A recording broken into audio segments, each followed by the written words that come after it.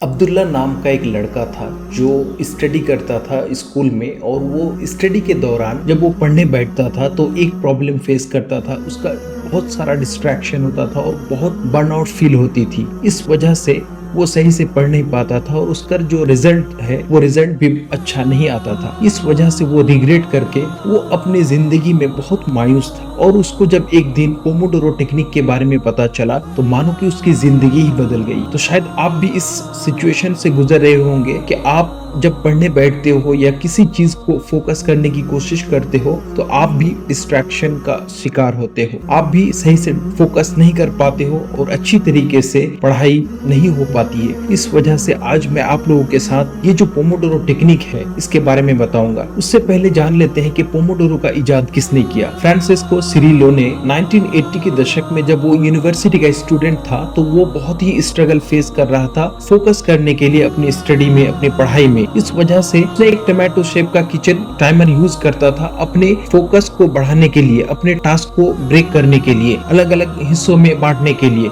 इस तरीके से उसने देखा कि ये बहुत ही इफेक्टिव मेथड है किसी भी चीज पे फोकस करने के लिए। तो सिरिलो ने इसका नाम दिया है पोमोडोरो। Pomodoro means tomato. और इसकी वजह से उसकी लाइफ में बहुत ही इंप्रूवमेंट हुई और वो बहुत ही फोकस कर पाए। सारा बॉम्बेल once said that the pain of discipline is far less than pain of regret. That means अगर आप डिसिप्लिन में रहने से आपको पेन फील होती है, आपको लगता है कि बर्निंग है और ये बहुत ही मुश्किल है, तो आपके जब एज खत्म हो जाएंगे, आप जब जिस भी पोजीशन में है, जहां भी आप पढ़ाई कर रहे हैं या किसी स्किल सीख रहे हैं या किसी चीज की तैयारी कर रहे हैं, तो आप जो ये मेहनत नहीं कर पा रहे हैं, आप डिसिप्लिन नहीं रह पा रहे हैं, इस वजह से इसका जो रिग्रेट होगा ये बहुत ही ज्यादा पेनफुल होगा अगर आप डिसिप्लिन में नहीं रहते हैं। तो चलिए अब बताते हैं कि पोमोडोरो टेक्निक कैसे आपको अपनी जिंदगी में फॉलो करना है और एक्चुअली ये कैसे हम अपने अप्लाई कर सकते हैं अपनी जिंदगी में। फॉर एग्जाम्पल, आप अगर सुबह पढ़ने बैठते हो तो सुबह अगर 8 बजे पढ़ने बैठते हो तो लगातार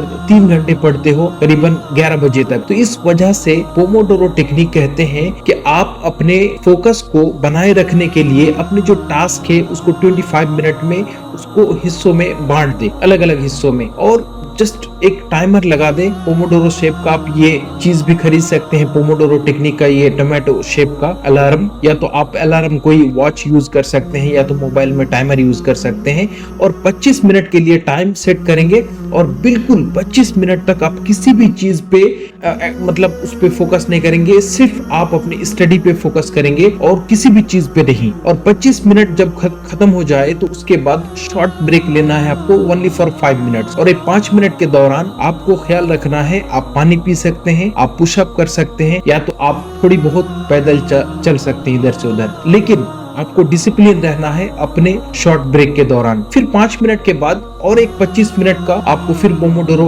यूज करना है और बिल्कुल फोकस करना है अपने स्टडी पे, किसी और चीज पे बिल्कुल भी फोकस नहीं करना है और सारे डिस्ट्रैक्शन को दूर रख देना है। इसी तरीके से आपको 4 पोमोडोरो यूज करना है और उसके बाद एक लॉन्ग ब्रेक ले सकते हैं, 15 to 30 मिनट्स का ब्रेक ले सकते हैं और उसके बाद फिर आप पोमोडोरो स्टार्ट कर सकते हैं। तो ये बेसिकली आप जब लॉन्ग आवर्स पढ़ाई करते हैं तो आप डिस्ट्रैक्टेड फील करते हैं, बर्नआउट फील करते हैं, लेकिन अगर आप पोमोडोरो यूज करेंगे तो आप बर्नआउट फील नहीं करेंगे। तो चलिए अब इसका बेनिफिट के बारे में बात करते हैं। First benefit is increase focus and productivity. आप अगर इसको फॉलो करेंगे तो आप अपने फोकस को बढ़ा पाएंगे, अपने आप प्रोडक्टिव रह पाएंगे। दूसरी बेनिफिट, रिड्यूस बर्नआउट। आप बर्नआउट फील नहीं करेंगे क्योंकि आप जब सिर्फ 25 मिनट के लिए फोकस करेंगे किसी भी चीज पे, पढ़ाई पे, जिम पे, या आप कहीं भी अप्लाई कर सकते हैं फोकस रहने के लिए, तो आप बर्नआउट फील नहीं करेंगे। तीसरी बेनिफिट वो है टाइम मैनेजमेंट। आप सही तरीके से टाइम को मैनेज कर पाएंगे कि मुझे कितने पोमोडोरो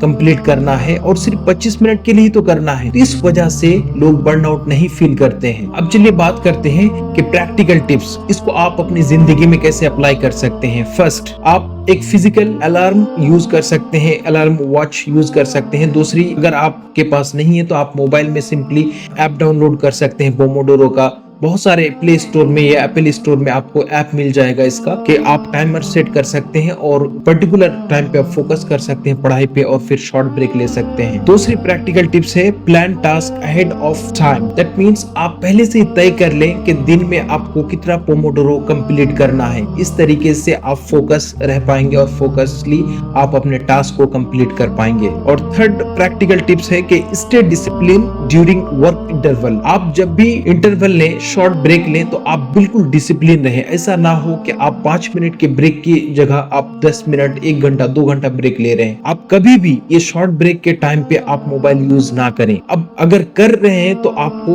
टाइमर सेट करना है 5 मिनट का, उससे ज्यादा नहीं। लेकिन अगर आप फोकस नहीं कर पाते हैं तो मोबाइल को ना ही इस्तेमाल करें तो बेहतर है। शॉर्ट ब्रेक में आप पुशअप कर सकते हैं, जॉगिंग कर सकते हैं या तो पानी पी सकते हैं। Jim Rohn once said that discipline is the bridge between goals and accomplishment. That means Jim Rohn कहते हैं कि हमारी जो गोल्स है और अकम्प्लिशमेंट है, इसका ब्रिज है डिसिप्लिन। तो हमें डिसिप्लिन रहना है अपने टास्क को कंप्लीट करने के लिए, अपनी स्टडी को कंप्लीट करने के लिए और स्पेशली फोकस करने के लिए। आप किसी भी कॉम्पिटिटिव एग्जाम की तैयारी कर रहे हैं या आप किसी भी चीज को स्टडी करते हैं, अगर आप पोमोडोरो को यूज करते हैं इस टेक्निक को, तो आप फोकस रह पाएंगे, आप बर्नआउट फील नहीं करेंगे और आप अपने टाइम को बेहतर तरीके से इस्तेमाल कर सकते हैं। अब कुछ लोग कहते हैं कि मैं पोमोडोरो क्यों फॉलो करूं जब मल्टीटास्किंग करके मैं बहुत सारा काम एक साथ कर सकता हूं। तो एक रिसर्च पब्लिश हुआ था अमेरिकन साइकोलॉजिकल एसोसिएशन के माध्यम से 2001 में कि multitasking is myth, because multitasking करने से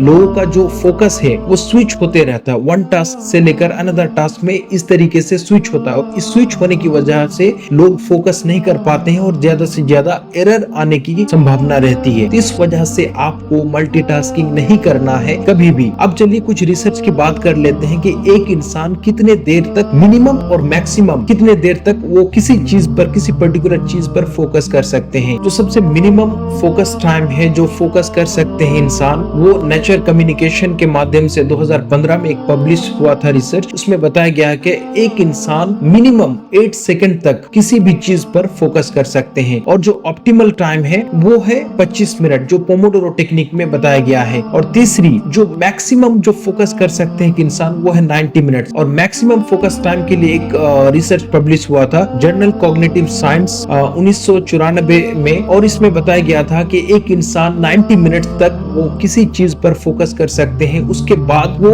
किसी भी चीज पर फोकस करे, चाहे स्टडी हो या वर्क हो, उसका जो फोकस लेवल है वो धीरे धीरे डिक्लाइन होना शुरू हो जाता है। तो ये जो 2-3 रिसर्च मैंने बताया, इनके बीच जो ऑप्टिमल टाइम है वो है 25 मिनट्स। आप अगर 25 मिनट्स तक किसी भी चीज पर फोकस करेंगे तो आप किसी भी चीज पे 100% फोकस करके उस चीज को सीख सकते हैं और कोई भी स्किल लर्न कर सकते हैं। तो आप ये जो रिसर्च मैंने बताया, तो ये सबसे बेहतर तरीका है कि आप पोमोडोरो टेक्निक को फॉलो करें। लोग जब पढ़ने बैठते हैं तो 2 घंटा 3 घंटा तक लगातार पढ़ते हैं, लेकिन ये गलत है क्योंकि आपको लगता है कि आप पढ़ रहे हो, आपको लगता है कि आप मेमोराइज कर रहे हो, लेकिन आपके मेमोरी में अगर वो चीज स्टोर ही ना हो तो क्या फायदा उस चीज को पढ़ के। तो आपको हमेशा फोकस करना है कि ये पोमोडोरो टेक्निक फॉलो करना है और 25 मिनट के लिए किसी भी चीज पर फोकस करना है और फिर 5 मिनट का ब्रेक, और इसी तरीके से 4 पोमोडोरो करेंगे और फिर एक लॉन्ग ब्रेक लेंगे 15 या 30 मिनट्स का, और इस तरीके से बहुत सारा पोमोडोरो कंप्लीट कर सकते हैं आप। और फोकसली आप एक बार अप्लाई करके देख सकते हैं और कमेंट में बता सकते हैं कि आपकी जिंदगी में इस पोमोडोरो टेक्निक ने किस तरीके से बदलाव लाया है। सो